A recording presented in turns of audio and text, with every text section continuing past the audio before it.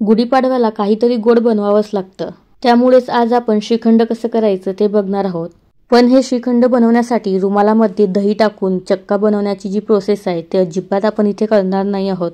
अगदी साध्या सोप्या पद्धतीने रुमाल वगैरे खराब न करता आजचा हा चक्का आपण बनवणार आहोत. आणि हे श्रीखंड खरंच अजिबात आंबट झालेलं नाही आणि विकतच्या श्रीखंडापेक्षा सुद्धा खूप भारी झालेलं होतं. आणि हे श्रीखंड बनवण्यासाठी दही मी घरीच लावलेलं आहे. डेअरीसारखं अजिबात आंबट नसलेलं आणि चाकूनही कापता येणार एवढं घट्ट दही घरी कसं तयार करायचं याची रेसिपी सुद्धा आपण आधी बघितलेली आहे.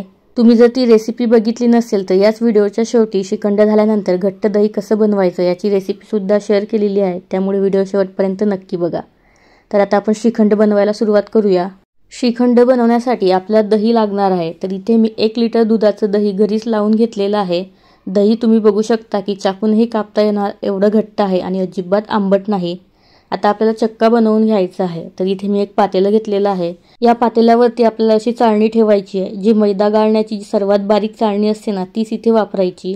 आणि या चाळणीमध्ये जे आपण दही बनवून घेतलेलं आहे ते सर्व दही काढून घ्यायचं आहे. बरेचसे लोक रुमालामध्ये किंवा कापडामध्ये हे दही काढून एखाद्या ठिकाणी बांधून ठेवतात जेणेकरून त्यामधलं सर्व पाणी निघून जाणार. पण या पद्धतीने ना चक्का खूप आंबट होतो आणि त्यामुळे श्रीखंड सुद्धा आंबट होतं. तर हे पातेलं आणि ही चाळणी मी अशीच फ्रीजमध्ये ठेवणार आहे. यामुळे चाळणीतून पाणी सर्व बाहेर निघणार आणि आपला चक्का अजिबात आंबट वगैरे होणार नाही. तर चक्का बनवायला मी फ्रीजमध्ये ठेवलेला आहे. आता आपण पिठी साखर बनवून घेऊ. तर इथे मी अंदाजाने साखर घेतलेली आहे. अंदाजे 1 कप ही साखर असेल. साखरची पिठी पावडर आपल्याला बनवून घ्यायची आहे. आणि आता श्रीखंडामध्ये टाकण्यासाठी आपण वेलची पावडर बनवून घेऊ. तर इथे मी 2 वेलची घेतलेली आहे. साखर वगैरे न टाकता याला मी असंच कुटून घेतलेलं आहे. तर इथे वेलची पावडर किंवा वेलचीचं कूट तयार झालेलं आहे. आता दुसऱ्या दिवशी आपण बघूयात की आपला चक्का तयार झालेला आहे की नाही. तर इथे मी याला जवळपास 16 ते 17 तास असंच फ्रीजमध्ये ठेवून दिलेलं होतं. आणि 17 तासानंतर तुम्ही बघू शकता की मस्त घट्टसर असा आपला चक्का तयार झालेला आहे. आपण दही लावताना मलाई दही लावलेलं असल्यामुळे या चक्क्यावरती तुम्ही मलाई बघू शकता मस्त जाडसर आलेली आहे. चक्का तयार आहे. लगेचच श्रीखंड बनवायला घेऊ. तर इथे मी एक काचेचा मिक्सिंग बाउल घेतलेला आहे. आता यावरती ही चाळणी ठेवायची. आतमध्ये चाळणी व्यवस्थित बसल्या जाणार अशा पद्धतीने खालचं भांडं घ्यायचं किंवा ज्या पातेल्यामध्ये आपण दह्यातलं पाणी काढून घेतलेलं आहे तेच पातेलं थोडंसं विसळून घेतलं तरी सुद्धा चालेल. म्हणजे जास्त भांडी खराब होणार नाही. आता हा चक्का आपल्याला एखाद्या मोठ्या चमच्याच्या मदतीने चाळून घ्यायचा आहे. चक्का बनवण्यासाठी आपण कापड किंवा रुमालचा अजिबात वापर केलेला नाही. त्यामुळे कापड खराब होत नाही. त्यामुळे धुवायचं सुद्धा टेन्शन नाही. आणि जो चक्का कापडाला चिकटलेला असतो तो सुद्धा व्यर्थ होत नाही. आणि सर्वात महत्त्वाचं म्हणजे कापडाच्या तुलनेत चाळणीतून पाणी जास्त प्रमाणात निघतं आणि लवकर सुद्धा निघतं. तर इथे माझं सर्व चक्का चाळणीतून गाळून झालेला आहे. श्रीखंड असं चाळणीतून गाळून घेतल्यामुळे ना छान हलकं फुलकं आणि फ्लफी बनतं. त्यामुळे ही स्टेप अजिबात स्किप वगैरे करू नका. सर्व श्रीखंड गाळून झालेला आहे. चमच्याच्या मदतीने चाळणीचं सर्व काढून घ्यायचं. इथे तुम्ही चक्का बघू शकता मस्त हलका फुलका झालेला आहे. हा चक्का ना अंदाजे 1.5 कप एवढा असेल. तुम्हाला हवं असेल तर तुम्ही याला मोजून सुद्धा घेऊ शकता. पण मला असं वाटतं की मोजून घ्यायची काहीच गरज नाही. कारण मोजताना वाटी तर खराब होणारच आहे. प्लस चक्का किती आंबट आहे त्या प्रमाणात साखरेचं प्रमाण कमी जास्त लागतंच. आणि मी सांगितलेलं आहे त्या पद्धतीने जर दही बनवून घेतलं तर साखरेचं प्रमाण हे कमीच लागतं. कारण दही अजिबात आंबट होत नाही. असो, यामध्ये मी आता पिठी साखर टाकलेली आहे. तर सुरुवातीला 4 मोठे चमचे पिठी साखर टाकून घेतलेली आहे. नंतर यामध्ये थोडंसं जायफळ किसून घेतलेलं आहे. नंतर कुटून घेतलेली सर्व वेलची पावडर टाकायची आहे. नंतर मी इथे 1 चमचा दुधामध्ये केसर भिजत ठेवलेलं होतं. त्यापैकी थोडंसं मी शिल्लक ठेवलेलं आहे आणि बाकीचं सर्व केसरवालं दूध यामध्ये टाकून घेतलेलं आहे. आता हे सर्व साहित्य आपल्याला छान एकत्र करून घ्यायचं आहे. फक्त एकत्र करताना फोल्ड आणि कट या पद्धतीने एकत्र करून घ्यायचं. यामुळे श्रीखंडामध्ये सर्व साहित्य लवकर एकजीव होते आणि श्रीखंड खूप जास्त सैलसर वगैरे होत नाही. तर इथे सर्व छान एकजीव करून झालेलं आहे. तुम्हाला हवं असेल तर श्रीखंडामध्ये तुम्ही थोडेसे पिस्त्याचे बारीक तुकडे करून सुद्धा टाकू शकता. पण मी याला असंच प्लेन ठेवलेलं आहे. आता हे श्रीखंड खाण्यासाठी अजून तयार नाही. तर याला जवळपास 3-4 तासांसाठी फ्रीजमध्ये सेट होण्यासाठी ठेवायचं आहे. यामुळे श्रीखंड आहे त्यापेक्षा सुद्धा थोडंसं घट्ट होतं. मी इथे फक्त याला अर्ध्या तासासाठीच थंड होण्यासाठी फ्रीजमध्ये ठेवलेलं होतं. आता आपण याला एखाद्या प्लेटमध्ये काढून घेऊ. तुम्ही इथे बघू शकता की मस्त श्रीखंड आपलं तयार झालेलं आहे. यावरती मी थोडेसे पिस्त्याचे काप आणि बदामाच्या कापाने याला गार्निश करून घेतलेलं आहे किंवा सजवून घेतलेलं आहे. थोडंसं केसरवालं दूधसुद्धा टाकलेलं आहे. श्रीखंड बघून तुमच्या तोंडाला पाणी नक्कीच सुटलं असेल तर या गुढीपाडव्याला नक्की बनवून बघा. आणि खरंच विकतच्यापेक्षा खूप खूप खूप जास्त चविष्ट बनलेलं होतं. आणि मेन म्हणजे जरा देखील आंबट झालेलं नव्हतं. दही घरी बनवलेलं होतं आणि नेहमीपेक्षा थोडंसं वेगळ्या पद्धतीने बनवलेलं होतं, त्यामुळे श्रीखंडसुद्धा भारीच झालेलं आहे. आता अगदी डेअरीसारखं दही कसं करायचं ते बघूयात. घरी दही लावायचं म्हटलं की मनामध्ये सर्वात आधी प्रश्न पडतो की डेअरीमधलं दही कसं घट्ट असतं आणि अजिबात आंबट नसतं, तर घरचं दही असं का होत नाही. डेअरीमध्ये दूध लावत असताना ते लोक त्यामध्ये एक वेगळं सिक्रेट साहित्य टाकतात की त्यामुळे ते दही मस्त दाटसर होतं आणि आंबट होत नाही आणि अजिबात पाणी वगैरे सोडत नाही. ते साहित्य कुठलं आहे तुम्हाला रेसिपी करताना सांगणारच आहे, पण मला असं वाटतं की दही बनवताना ते साहित्य न वापरलेलंच केव्हाही चांगलं.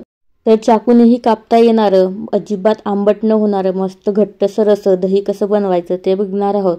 तर ज्या पातेल्यामध्ये किंवा ज्या कढईमध्ये आपण दूध गरम करून घेणार आहोत त्या कढईला किंवा पातेल्यामध्ये थोडंसं पाणी टाकायचं, सगळीकडे छान पसरवून घ्यायचं आणि शिल्लक राहिलेलं सर्व पाणी टाकून द्यायचं.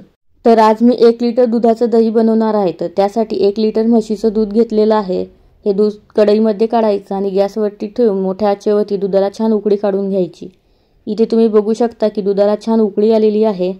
दुधाला उकळी आल्यानंतर एक वेळ चमच्याने छान याला ढवळून घ्यायचं. नंतर गॅसची फ्लेम ही सर्वात कमी ठेवायची आहे आणि सर्वात कमी आचेवरती दूध उकळत राहतं. तर या दुधामध्ये आपण एक सिक्रेट साहित्य वापरणार आहोत, तर ते म्हणजे मिल्क पावडर.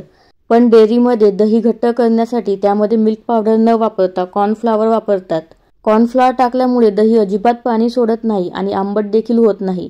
पण जर तुम्हाला टाकायचं असेल तर तुम्ही 1 लिटर दुधासाठी अर्धा पोहे खाण्याचा चमचा कॉर्नफ्लॉवरची पेस्ट किंवा स्लरी करून टाकू शकता. पण इथे मी कॉर्नफ्लॉवर न टाकता मिल्क पावडर वापरणार आहे. तर किराणा मालाच्या दुकानामध्ये 10 रुपयाला जे मिल्क पावडरचं पॅकेट मिळतं, तर ते मी 2 इथे घेतलेले आहेत 1 लिटर दुधासाठी. मिल्क पावडरमध्ये थोडंसं दूध टाकायचं आणि याची एक छान पेस्ट बनवून घ्यायची. ही पेस्ट आपल्याला उकळत्या दुधामध्ये टाकायची आहे. इथे एक वेळ मी चमच्याने दुधाला छान ढवळून घेते.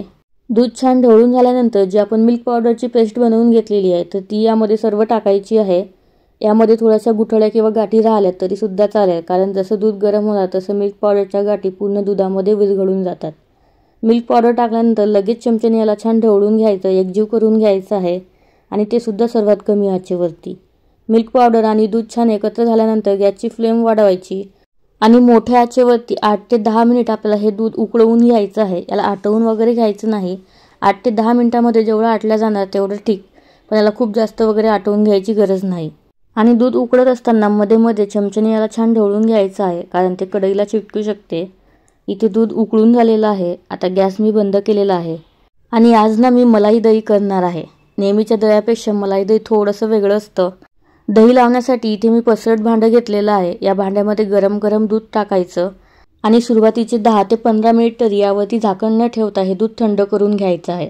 झाकण न ठेवता दूध थंड केल्यामुळे यावरती छान साय जमा होते. अंदाजे अर्ध्या ते पाऊण तासाने तुम्ही बघू शकता की दुधावरती छान साय धरलेली आहे आणि दूध अजून पूर्ण थंड नाही तर थोडंसं कोमट आहे. तर बोट घालून बघायचं, हाताला गरम लागतंय पण चटका लागत नाही, तर असं दूध आपल्याला इथे हवं आहे. आता आपण दुधाला विरजण लावून घेऊ. तर त्यासाठी माझ्याकडे 1 चमचा दही आहे. फ्रीजमध्ये हे दही ठेवलेलं असल्यामुळे थोडंसं घट्ट झालेलं आहे. तर यामध्ये 1 ते 2 चमचे दूध टाकून याला थोडंसं पातळ करून घेऊ. विरजण लावण्यासाठी थोडंसं दही मी बाजूला काढूनच ठेवत असते. इथे थोडंसं दही पातळ करून घेतलेलं आहे.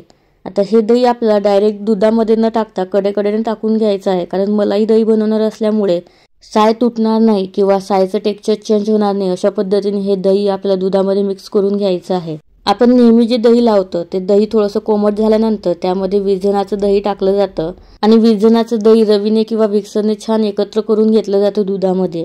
पण मलाई दही बनवण्यासाठी साय अजिबात मोडली वगैरे जात नाही किंवा दुधामध्ये मिक्स करून घेतली जात नाही. तर इथे कडेकडेने सर्व दही टाकून झालेलं आहे. आता यावरती झाकण ठेवायचं आणि पुढचे 6 ते 7 तास आपल्याला याला एखाद्या गरम ठिकाणी किंवा उबदार ठिकाणी ठेवायचं आहे. मलाई दही रेग्युलर दह्यापेक्षा सेट होण्यासाठी कमीत कमी अर्धा ते 1 तास शिल्लक लागतो. तर रेग्युलर दही बनवत असाल तर 6 तासामध्ये सेट होतं, पण हे मलाई दही असल्यामुळे याला 7 तास तरी ठेवावं लागतं. 7 तासानंतर तुम्ही बघू शकता की मस्त घट्टसर असं दही तयार झालेलं आहे.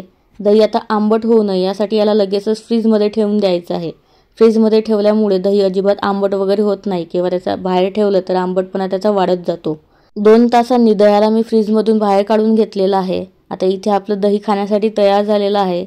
दही तर काही कापून वगैरे खात नाही, पण तुम्ही बघू शकता की चाकूने कापता येणार एवढं घट्ट हे दही तयार झालेलं आहे आणि ते सुद्धा कॉर्नफ्लॉवर वगैरे न वापरता. पण तुम्हाला हवं असेल तर कॉर्नफ्लॉवर टाकून सुद्धा तुम्ही यापेक्षा जास्त घट्ट दही बनवू शकता. दह्याच्या वरची मलाईची लेअर सुद्धा तुम्ही बघू शकता, मस्त जाडसर अशी तयार झालेली आहे. आणि खरंच या पद्धतीने दही अजिबात आंबट होत नाही आणि चव सुद्धा अगदी रिच होते.